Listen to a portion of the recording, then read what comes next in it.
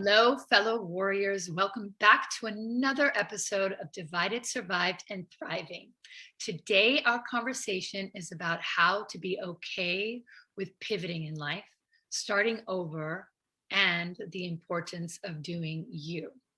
Normally, I speak to individuals who have faced divorce, survived, and thrived. But in today's special episode, I will be speaking to Tanya MFK, who unexpectedly lost her husband to cancer. She found her world suddenly change right before her eyes and her heart, and became a recovering workaholic at the same time. I am Laila Aitken, a divorce doula, a splitting strategist, and the founder of Split FYI, a portal that helps support those splitting from their partners. And I am also a perpetual student of life, always learning, especially from those who I interview. And as some of you already know, I really enjoy interviewing badass and inspiring humans who have not only survived through difficult times, but also have come out through the other side to control their lives and continue to rewrite their story.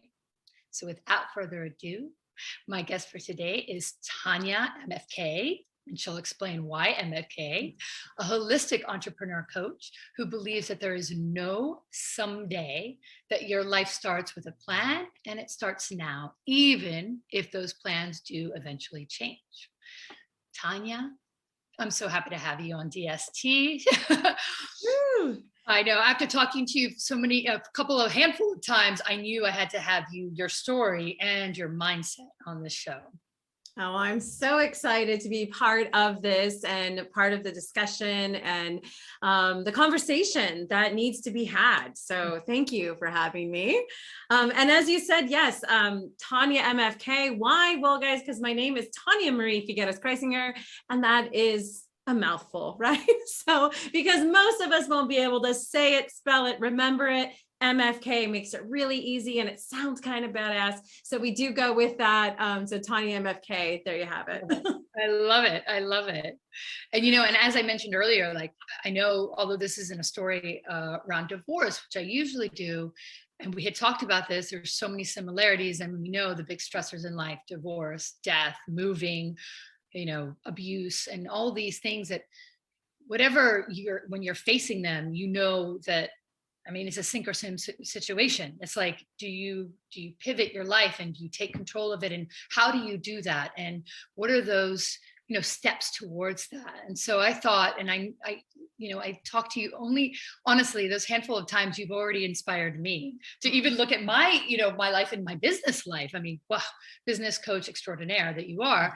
So I think we could start with, let's talk about that moment, that part of your life where you really had to change how we got here, right? How we got here.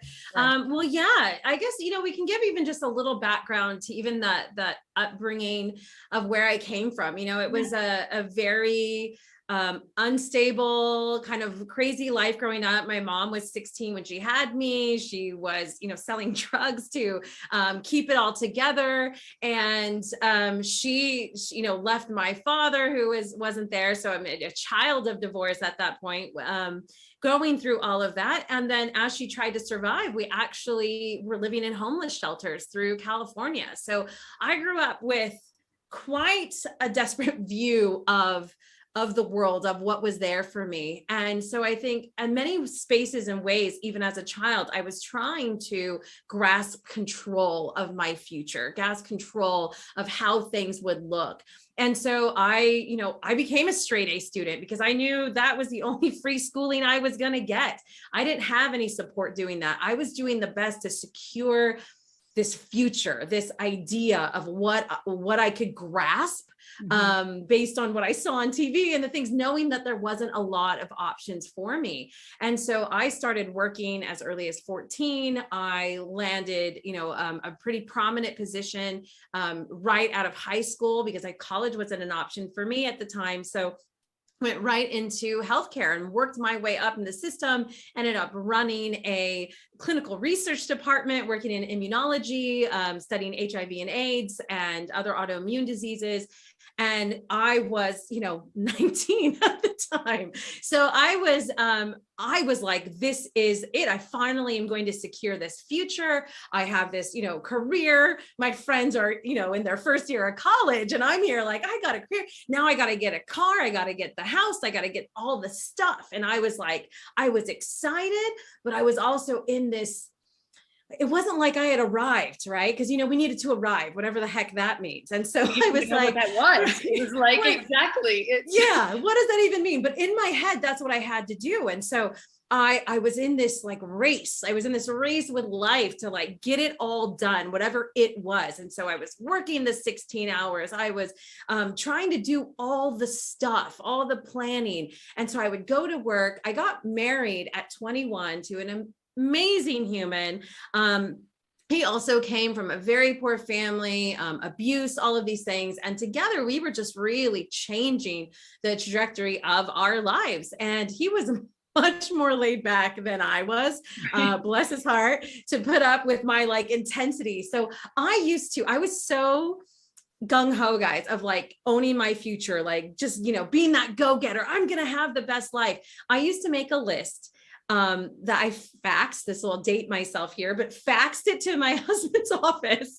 And I would have a list of all the things we needed to do when we got home, and they were time-based. And so it would say like, whatever time I was getting off that day, 7 to 7:30 drive home, 7:35, go. And I had bathroom breaks, you guys. Like I had literally, I'm not even kidding, I had bathroom breaks. So, and my husband put up with it. I was like, and then from here, we got to do the dishes, and then dinner's going to be done, and the dishes are going to get done. And then this is going to be done. I'm going to review this and do all of this, right? Like until we went to bed. Every day I faxed these over. And in my head, it was like, once we get all this done, if we just keep doing this, then we'll have this day, someday in the future when it'll just be done and we can relax, right? Yeah, right. Exactly. It'll all be okay. Well, it's interesting because, and just to really, I know you're in a momentum, but I was like, the control, it's when we can't have control about certain things, like you were saying, like I don't have control of the fact that I grew up with, in the homeless shelters and with no money, and I couldn't go to college. So you took control of the things that you could take control, and you over engineered every single thing and aspect because that felt like it was controlling for you, right? It felt like stability. It felt like safety, right? Mm-hmm. And I think we do that in so many different areas of our lives. And so in this space, and of course I did that with money as well. So God forbid my husband go and spend $3 somewhere if it wasn't in the budget. We had the money, but it was like, why did you do that? Right. And so having this just like, it's already needed for control, but it was all good-hearted in the sense of we were going to have this great future, this great something going on later on. So suffer now, have the great time later, right? That was the whole idea. And right, I think we do that in so many different spaces in our lives too. We sacrifice this now to have this ideal future. And so, married at 21, doing this kind of lifestyle, working really hard for that future focus. And on my 25th birthday, sitting in UCI hospital right there in Orange, California, my husband was given a diagnosis of 4th stage cholangiocarcinoma and a prognosis of 3 to 6 months to live. I mean, that was the moment where you realize you have absolutely no control in anything. Nothing. You can't control. But it was, a lot of people ask, what was that pivotal moment? And there was something in that. I can't say it was in that exact moment, but in that process where I recognized I didn't have control, but now I had power. Yes.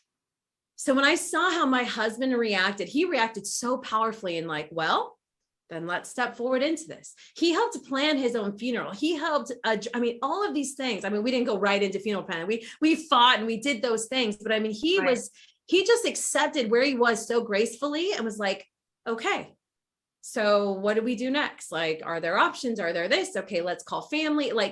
And this was the go with the flow guy, right? This was the guy who just stepped into power, and it really set the tone for the rest of us.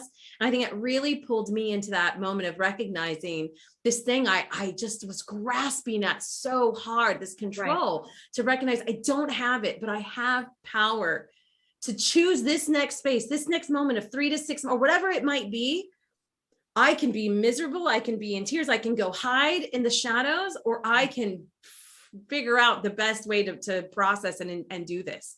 And there's times where I can recognize how, yes, this was very fast, but there are people who lose their lives, identity, loved ones, purpose, whatever, in an instant. And so even for me, having the 4 months that he did pass away 4 months later. If there was ever a lesson of being in the now, that was the lesson.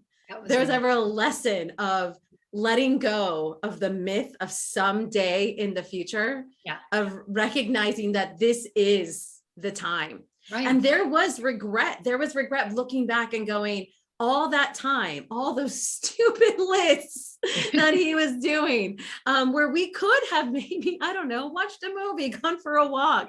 But I was, it was this someday in the future when it's going to be okay. Someday in the future is going to be okay. And we can bring this into so many areas of our lives, to the self-care, right? To taking care of ourselves, moms. Okay, I got to do all this now. And if I just clean the dishes now and do this, and the house will be clean, and then I can relax. And then you're burnt out by the end of the day to relax. I'm so glad you mentioned that, because that is like, you don't even realize that when you're trying to take control of those moments, you really are missing the most magical moments right there, especially in speaking to particularly my audience who, moms or fathers with kids who are going through a divorce and are overwhelmed by the process of that, pivoting their lives, their role, their identity, who they were supposed to be, and not having that partner anymore. They are missing out. They potentially miss out on those magical moments with their children because they're so worried about the minutia, by the little things, by the controlling the things or trying to recreate what they had before. Yeah, absolutely. It is that sense of control. It's that sense of trying to avoid whatever that is in the moment, because sometimes it's uncomfortable. It's easy to go, well, I got to do the dishes now, I got to do this, or whatever that is. I don't have time to take care of myself, or reading a book, or go for a walk. That feels selfish. That feels this. We can reason ourselves out of it, and then life passes you by. Totally. And this is where, I'm very thankful for this really rough slap in the face and wake up call that I had at such a young age, because it really did create this trajectory of ownership of now. And I think a lot of people, we hear this now and we like it. We see the quotes on Instagram, be here now. Oh, it's so beautiful. We like it. But what does it mean, right? Because I think a lot of us, we can only see one extreme or the other. I'm either responsible and future focused, or I'm, throwing caution to the wind and margaritas at 8 a.m. It's like one or the other, right? Right. It's so true. It's like, where is that balance? Where is that happy medium? Where do you find, and everybody's is different, obviously, but finding that. True to you, true to yourself, figuring that out is really essential rather than playing a part. Yes. And from what I'm gathering and I'm hearing in all of this conversation, which is interesting, it's like, you knew, okay, I'm going to do the hard work because we have a future together. We're going to do this. We're going to enjoy it. And we'll have kids. We'll do that. We're already on there. You're not even thinking about, could anything happen in between? No. This happened, because no one does. No one really does. No one goes into a marriage thinking it's going to break up. Nobody thinks something is going to happen, or somebody gets sick, even though we say our vows through, sickness and the health and through this and that. Like, you don't really ever stop and think about it. We're human. We just don't. We don't want to. Well, and you look at that in spaces of like divorce and relationship. It's like, well, I don't want to have the conversation now. We'll have the conversation later.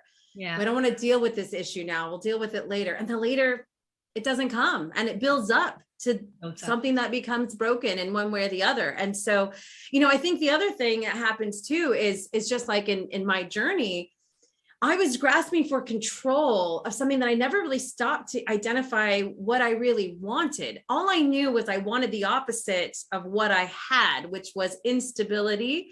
And so I was clinging to the stability. Right. And in that moment of recognizing that that's not how life works, the only thing we can bank on, the only constant, the old proverb, the only constant we have is change. Impermanence is the only thing that we know. So if you want to bank on something, bank on the fact that it will always be different. Right. And so when we can accept that, and we can see as things change, we can go, okay, well, that was expected. Now, what do I do about it? As opposed to digging our heels in the sand and going, no, this has to be like this. It has to look like this. This is what it has to be. Right. And we don't allow ourselves to have growth or movement or anything through that. And the other thing in that is, my reaction as a child, to just, I got to have this, I got to have these things. No one ever asks any of us, who do you want to be when you grow up? They say, what do you want to do? Right. What do you want to be? Which really just translates to how do you want to make money? Right. Totally. I so agree with that. That's what they do. No one stops you at, high school graduation or college or anything, goes, I know you're doing all this and you got your badge, you got this, but how do you want to show up in the world? What does that life look like for you? Are you smiling? Do you go jogging? Do you travel? Like, what does that look like? We've been, I don't want to use the word trained, but it's been put upon us in our society that we look at what we're going to do, how we're going to make money. And it's all that anyone really cares about to facilitate through with us. So us having that ownership of what we really want life to look like, vision, if you will, we walk through a lot of our life without that. Right. And so this, again, bringing this into the space of pre-relationship, during relationship, post-relationship, right. This may always be changing, but we need those moments to stop and go, okay, where am I? What's real? And what do I actually want now? What does that really look like? What does that mean? What is Tanya? How does Tanya have to show up? Right. And I like to take away the word purpose. I feel purpose puts like this huge, big like thing on us. Like, you got to find your purpose, find it. Like, oh my God. Like, that sounds intense. I don't even understand that too. Like, I just going back to what you're saying about the purpose, but also like in everything that you said, it was like, who am I and how do I want to show up? I mean, literally, a purpose is I want to be able to help the person who's on the street who needs money. I want to be able to just even have $2 that I can give to them. Like, these are the little mini purposes of like, I want to be able to help people, it's like, if you go down to that, but that's not like this big purpose. This huge thing. Yeah. There's not this huge thing you need to uncover that's been hidden from you. And once you discover it, everything's going to be okay. You're okay. You're actually exactly who you need. We don't need anything outside of us to validate our worth. Your worth is exactly what it is, what you were born with, what you have. And so when we can walk in just how we want to show up, and one of the things we do we do a free planning session every month, which is just really, we reflect on the last month, everywhere from tasks to how we showed up. Who were we last month? And then we make a decision of the goals and tasks we're going to do the next month. But we also say, who am I going to be next month, just for 30 days? Am I going to be the person who doesn't yell in traffic? I'm from California. I get it, right? Like, but maybe August Tanya is the Tanya that's not going to yell in traffic. Maybe August Tanya is going to be the person that does this. She's whatever it is, right? But we can make these micro commitments to become and step into who we want to be. So as we move into what we talked about here, which was, the pivoting of this life, everything's changed. Yeah. Everything's changed. What the heck? Who am I? What am I doing? It takes a moment of conscious thought. Like, well, who do I want to be? Yeah. Who do I want to step into? That's what pivoting really is. It's not knowing the answer of how to do it. It's knowing the answer of where you want to go. And then you just start to take the first baby step in that. Yeah. And right? Also, and it's okay not to think like macro level of like, oh my God, I've got to do this. I've got to live here. I've got to be there. I'm like, listen, a vision does not have to be that. It can just literally be, like you said, next month, next week, tomorrow morning. I mean, the next couple of hours. Yeah. I mean, it really goes back to the old kind of AA adage, like, it is 1 hour at a time. It's one step at a time. Where do you want to be? And doing that. And the thing is you can also have the big vision. That's beautiful as well. But even with the big vision, we have to step back and work backwards to say, well, what does that mean for today? Yeah. Exactly. What step do I take today that is towards that vision? So, for some of us and on all of us in these situations, a lot of times it may come back to love. It may come back to, how do I ever build that back again? And we go, well, this is the vision. I've seen what I don't want. right? You know, for some of us, that might have been the situation. And how could I ever have it? Well, let's first identify what we want, and then let's just take the baby step. Right. The baby step, and some of that baby step might be our own healing. It has nothing to do with dating yet. It's like, that's great. We're clear where we're going to be.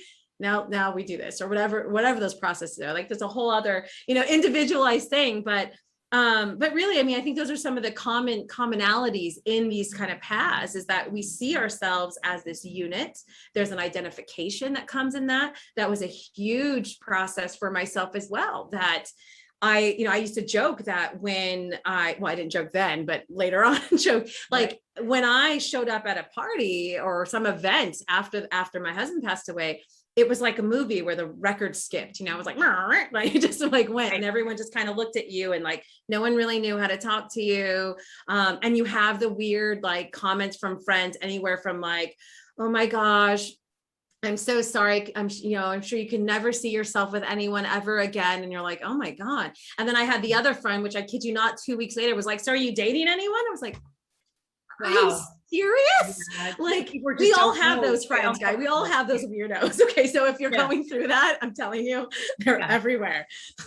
But like the identity of like, I don't know. And I don't even know who I am. And like, I became this single person, and I don't just mean in the sense of what I have to mark on those stupid forms. That shit really can get us choked up every time. Right. But what I have to do that, but also like, literally there wasn't that person on my arm. Like, it was obvious. I felt like I had that scarlet letter, and that's its own sense of identity that we get to choose now what we work into.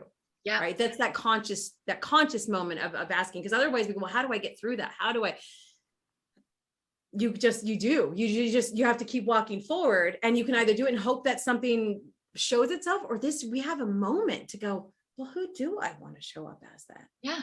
If I was watching a movie and that was my character, what does my character do next? Totally.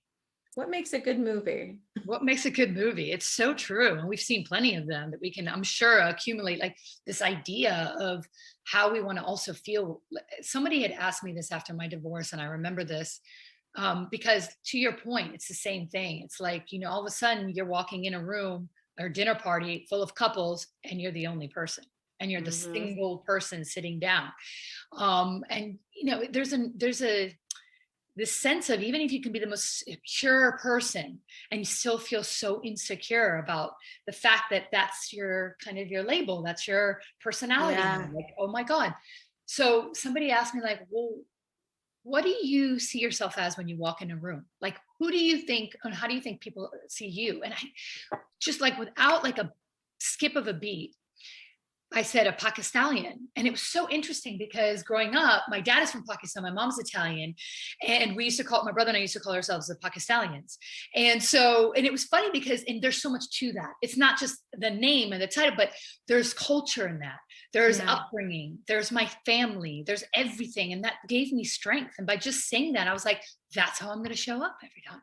Yeah. I'm going to go into a party. I'm going to go into a dinner room. I'm going to do exactly what you're saying. It's like, I've got to really, you have to start asking yourself those questions, because we hide, and this is a detriment to any relationship. And I think, and anybody in relationships, friendships, how you see those, girls coming together at a party all in a pack, or guys coming together in a party and all a pack, there's a sense of camaraderie, great, but we hide behind that. Like we're kind of like, oh yeah, we're a pack, right? Same thing with a couple, same thing, in marriage. And so it really is like, how do we take away those identities and just show up as us?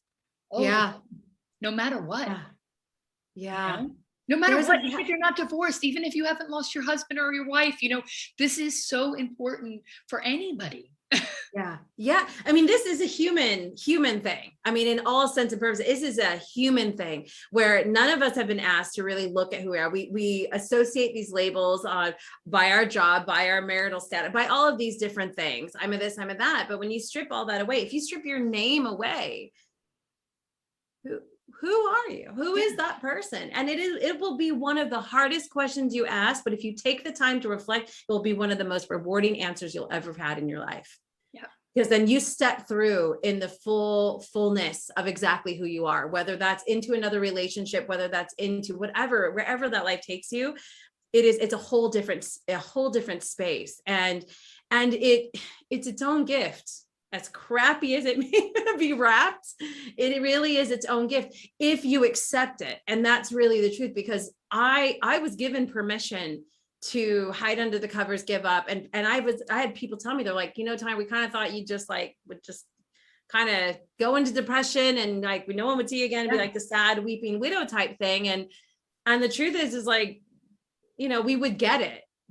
And it was like, I guess that's nice and terrible at the same time. Like I would be given permission to give up, to let it go, to stay in grief for the rest of my life and keep that label as widow, as, survivor of trauma or cancer survivor, all these different things, right? Like there's so many places and trust me, if you don't take a conscious moment to step in and again, it will evolve and change. Just try one on, just like you go into this fitting room at a store, just try it on. Okay. And then if that one, you can try it again. But if you don't do it, there will be plenty of people trying to do it for you. So true. There's going to be a lot good natured people, not so good intentioned people, all different ways. There's going to be someone to try to fill that for you. So if you're not going to hone that in, who knows? But if you get to really take the direction, you get to take that moment and go, okay, I'm at a point right now, regardless of who I was, where I came from, what it is, who am I going to be today? Who do I want to step into today? What is that person I want to step to in the future? And taking that conscious choice. And again, being surrounded by people, being with people, here like Laila and her group and any groups where they'll challenge you to keep looking at that. It is an ongoing thing. The only constant is change. So the only time if you find yourself stuck in the same place is because you're digging your heels in again. Yeah. You will evolve and change. So when you're constantly asking that, we ask every month, who am I going to be? September, October, November, we're going to ask. It's 100%. Like, I mean, I try to do it. And this is what's interesting is, and you're a mom as well. And, being a mom is another added layer of challenge, because here you have this responsibility, and then we take on this responsibility. So it's not just, okay, we have a responsibility for another human being, especially when they're little, to look after them and do certain things. But again, it's another role.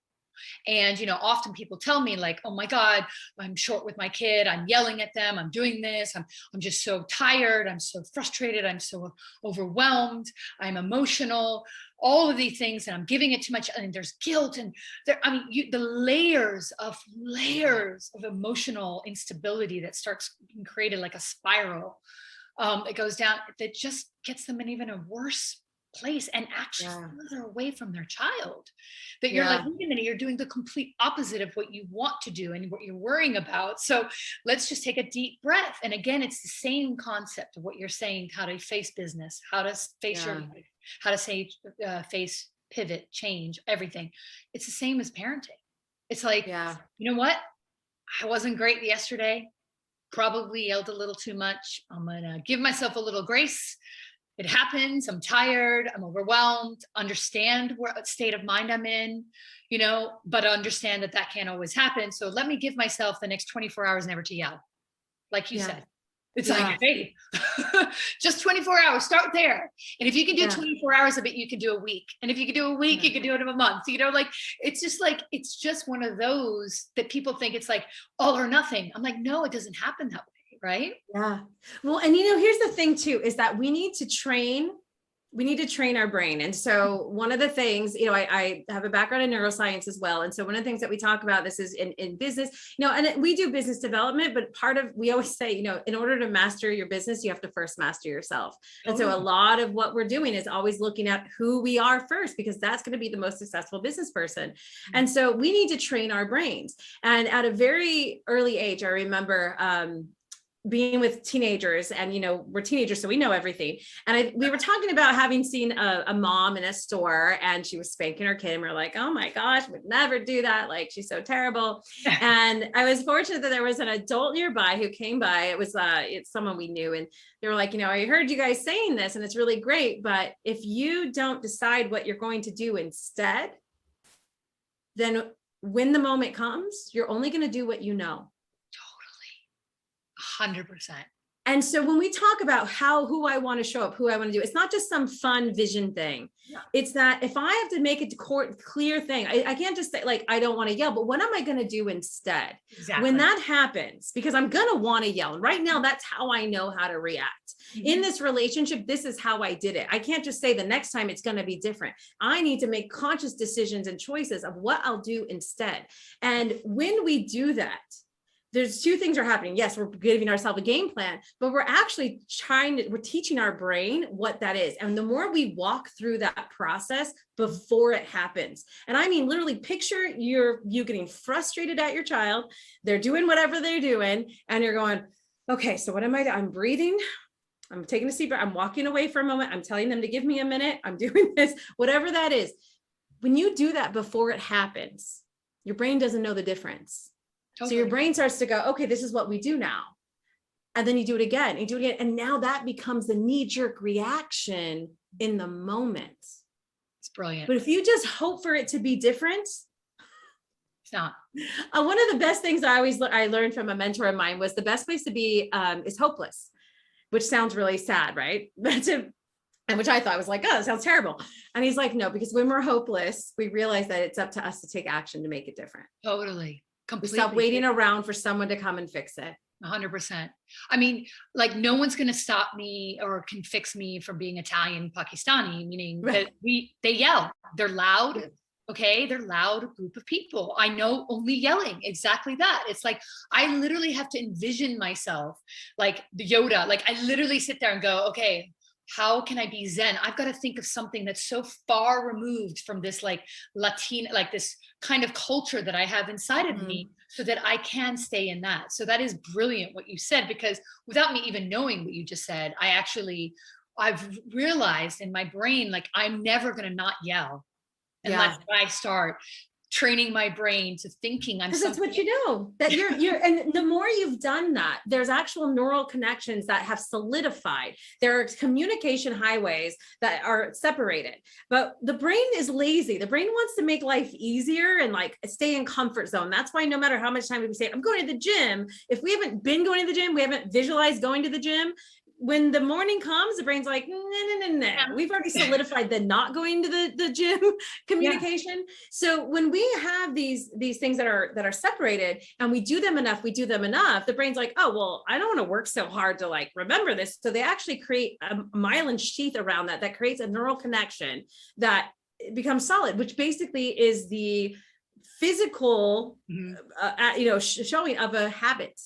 Yes. That is now what you are. Now we have neuroplasticity. Our brains can change. We can literally physically change those connections, but they happen through through actual practice. You can't just think yourself into it, guys. You can't go, well, I want to do it different. So a lot of times people say, picture yourself in the bikini. Don't picture yourself in the bikini. Picture yourself groggy, getting up in the morning and begrudgingly driving to the gym. Visualize that. Yeah, that is going to be your power. The hard work is going to be. And like actually like working and sweating. And I mean, I actually use this for my writing because, I preach all the time, journal, writing. And, sometimes I have stopped doing that. And I was like, whoa, I'm getting into this habit of not doing that or saying I don't have enough time. What does it mean? Waking up 10 minutes earlier. Come on. Yeah. Like I can do that. I'm able to do that. Right. So make myself. I can do hard things. I can do hard things. I can wake up early. I mean, already in LA, we wake up way too early as opposed to the rest of the world. But, like literally I was like, all right, if it means getting up at 5:15, I'll do it, and I have my time, my space, my 20 minutes, I write, and I need that. And actually now I look forward to it. Because now it is like my release. It's my relief. So I have done that with that. And I so agree, because it's like that Nike commercial, body in motion stays in motion. 100%. Yeah. Like if you stop working out, you kind of tend to make excuses, and then your brain goes, oh, you don't need it. You don't need it. Yeah. Everything. Well, it's going to keep you in that comfort zone. And that's why the conscious choice, that plan, that decision is so important, and to visit it on a regular basis. And there is a fine line. And you mentioned it earlier of, that push to get out of the comfort zone. But you also have to be really keenly aware of where you are right now. Because if you know that you're in your messy space, shooting yourself is not going to help. And so you need to go, is this a should, or is this actually what I want? Should I not be doing this because someone else says I should be waking up at 5 a.m.? Or is it because that's really going to serve me right now? And even in the 10 minutes, get up 10 minutes earlier. Or if you don't, write for 60 seconds. Yeah. If that's all it is, just pull the moment for yourself, knowing that that is going to serve you right now in your chaos, in your moment, right? Like it is all this fine balance, this right, wrong. I mean, everyone's going to be on their own path and their own paces, but I think these core elements of knowing that someday doesn't exist. The truth is if you're going to have that future, the one that you're visioning, it takes active steps now. It takes nitty gritty planning. If you want, like you were saying about the journaling, you have to put it on a calendar. We'll make an appointment and we'll honor appointment for the freaking DMV, guys. No one wants to go there, but we'll be there. No way. But we won't honor, or we won't set aside a 20-minute honest planner and say, that's my yoga time, thinking time, reading book time, vegging out time. Totally. Put it, if it's important, make it an appointment. And I learned that, and I've started doing that. But what's interesting is when I was going through my divorce, if you had told me wake up 10 minutes earlier and write and do it, I was like, no way. So there were moments, but I did write and I did make that time. But to your point, what you said earlier, I didn't do it for 20 minutes. I did it like, even if it was just a word, literally like asshole or this is shit. Whatever it is, I had to get it out. I was like, I gotta get it out somehow because I don't want it to manifest inside of me and seep into everything I was feeling all around me. Because really, and you know this, the grief process, the healing process, all of this is, I mean, it's never linear. It shows up in different times, in different places. And some days you feel great. Some days you feel like shit. And it's just the way it is. So it's like, you know what, if you have, and you create, whether it's working out, whether it's writing, whatever it is that you could do for yourself for that 60 seconds, 20 minutes, whatever it is, that's your outlet, let it be, whatever it is. But it's important to find that. That's part of the healing, really. It really is. And even if you wake up and write, I don't know what to write. The thing is most days and most of our lives, we're waking up, we're looking at the phone first thing, we're taking input. And our brain has a lot going on that it can teach us and tell us because it's processing all the crud that we've been thinking and giving it. So if we actually take a moment to shut up by journaling, and see what our brain has to say, it's going to be the most powerful conversation you have, because the one relationship you will have for your entire life is the one with yourself. And so there's a lot of morning routines. And I mean, I'm a big morning routine proponent, but there's a lot of stuff out there that's great. It's helpful. I would say the only two that are almost non-negotiable are when it comes to a routine of journaling, whatever that means for you. Again, it's just about having a conversation with yourself and gratitude. There's so much science and power behind those things. Everything else, I love the running. I love all that stuff's great. But take it or leave it, what works for you. But I would say those two things they take so little and they're so powerful. I know, meditation can fit in there too, but journaling can be a form of meditation. So I usually kind of work with my clients. That's fine if we do that. But having that moment, having our moment to get information out instead of just taking input, playing Russian roulette with Instagram. Oh, it's going to come. Is it going to make me happy? Going to make me sad? Like that, having that safe time in the morning is so, so important. And just really, again, having that, you don't have control. You don't have control. We just talked about that, right? What is going to happen in that day, especially where you might be in your mental state or what's going on, you don't know, but you have power to start yourself off in the right foot by giving yourself that 5 or 10 minutes in the morning. Totally. Like those are those practices that will serve you so powerfully. And so, I think that's really like a lot of the core of this, process and looking at it and how it parallels through how we get to choose, that we get to design our life. If we don't take the moment to stop and ask, it's going to just be it's going to happen to us instead of us designing it. And that someday as we say in our thing, it starts today. It's right now.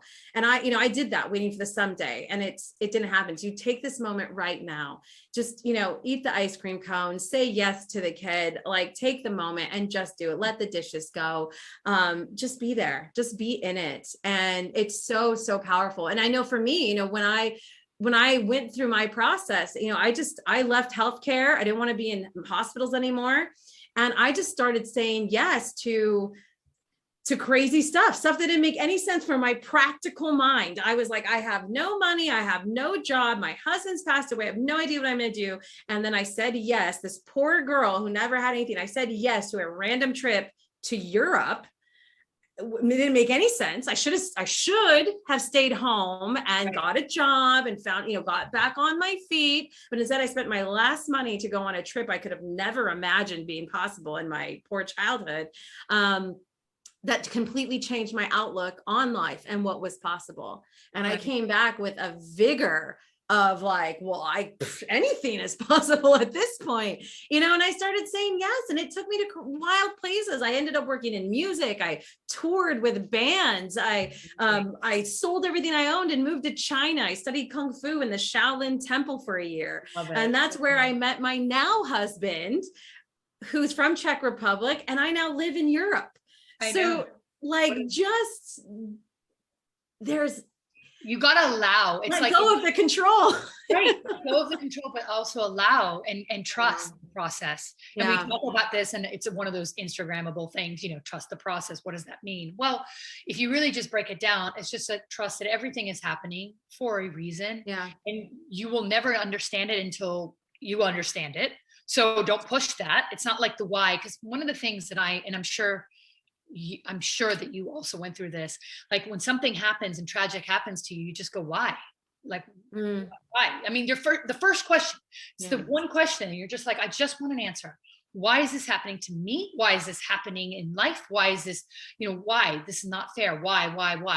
And, they'll never understand why until you do. Like, and it's never one answer that answers that. Well, right? And I know one of the things that I used to, for my situation, was like, will any answer be good enough anyway? Yeah. If someone went, well, Tanya, they took them away because it saved, 20 babies over in this country. I don't know. I mean, I'm a compassionate person, but I would want my husband, like, I don't know those babies. Right. So like nothing's good enough for the answer. And that's when I switched from the why to the what now. Exactly.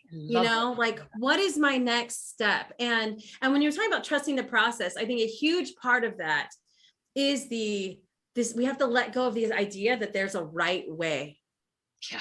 There's a right way that your life should have looked. It should not have had divorce. It should not have had a breakup. I should not have been a widow. My kids should not have to have, not have their father around, or not have this, or know that he has whatever, right? They should not have had this. We should not have had to move. We should, there are people that come to me, and I work with very powerful, successful people, and are like, man, like you're like amazing. And I'm not trying to, pat myself here, but they say these great things about, me. And I'm like, that's great. So if you want to raise someone like me, have a mother who sells drugs and isn't involved, and move off and live in a homeless shelter, go to 13 different elementary schools, and have yourself out on your own at 15. Right.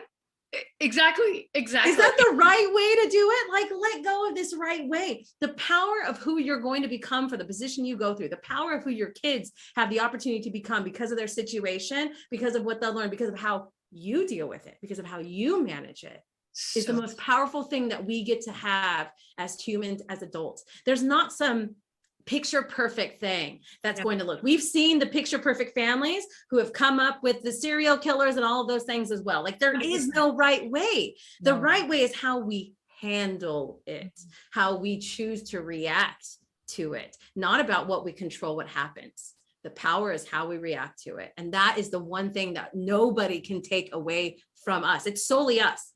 On how we choose to react, and stop the shoulds, because really, I said, don't should yourself. Nobody wants anyone around with it. I love it. Don't should yourself with some shitty pants. Nobody wants those. Don't should pants. Don't should yourself. All right, stop it. There is no such thing. Who's saying the should? And that's a great question. Who's saying that? Oh, it should be like this. Says who? It says who? No, who seriously. Says that? Because sometimes it's what the TV show you watched as a kid said that, or your mom said that, your grandma said that, or someone, it's like, it's coming from somewhere else. So who says? And we all know folklore like changes like through the mouths of every single person. The sentence structure always changed. So if your grandmother said it, your mother said it differently, you say it differently, your kid hears it differently. Come on. Like there is no, and in fact, there is nothing. So it doesn't come from anywhere.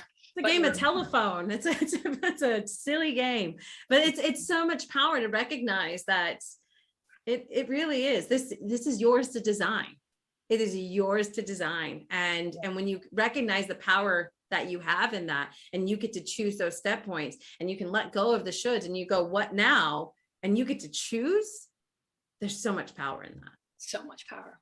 Yeah. I love that, Tanya. Like, okay. So, I mean, this has been an amazing conversation, and I really do hope that, it sheds a lot of light onto that, because I think that it is very difficult when you're going through, as we know, we've both been through different stories, but, trauma and change. The mindset, you'll get there. It's just allowing that and trusting it, and allowing, yourself to just recreate.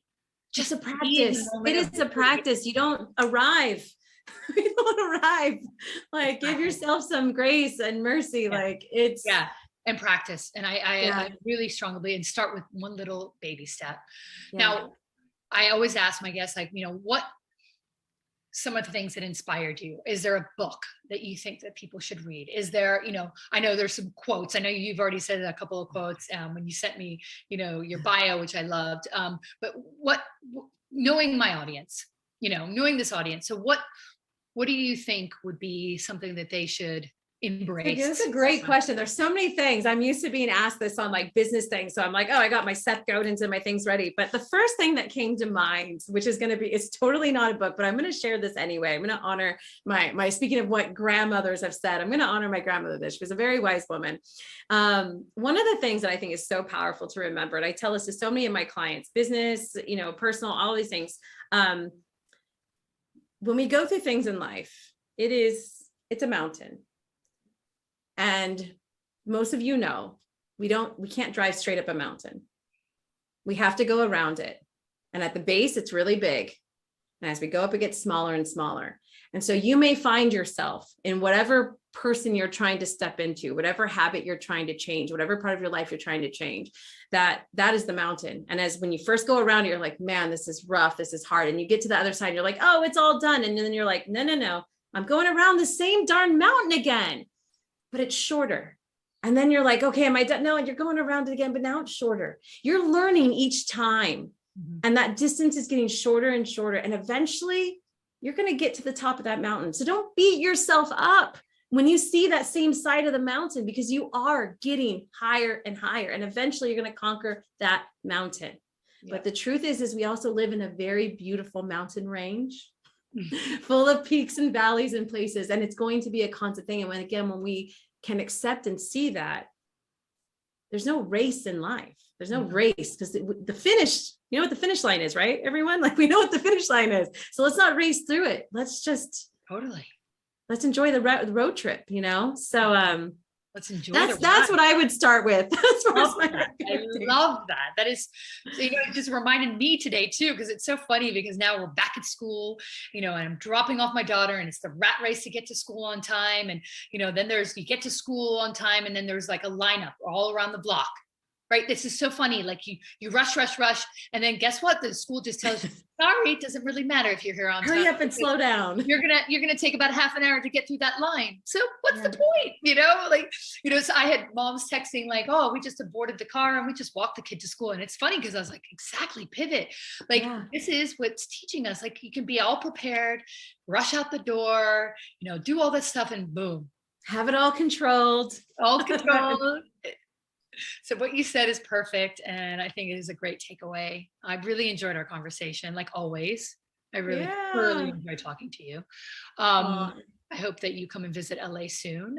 Yes. As soon as I'm able, I will be there. I would love it. And if anyone wants to connect, I am the only Tanya MFK out there. So I'm very easy to find. So at Tanya MFK, and we focus really on helping people unbusy their life, untangle their business, and unleash a vision built around who they want to be. And so that goes both for our solopreneurs, coaches, and business owners, but we also do personal strategy as well. So if that's not your space, but you want to create an actual plan.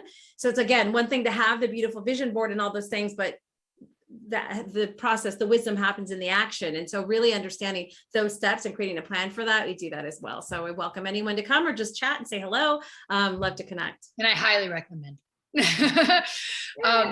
So I will put all your details also in the show notes, and it has been a pleasure. Thank you so much, Tanya.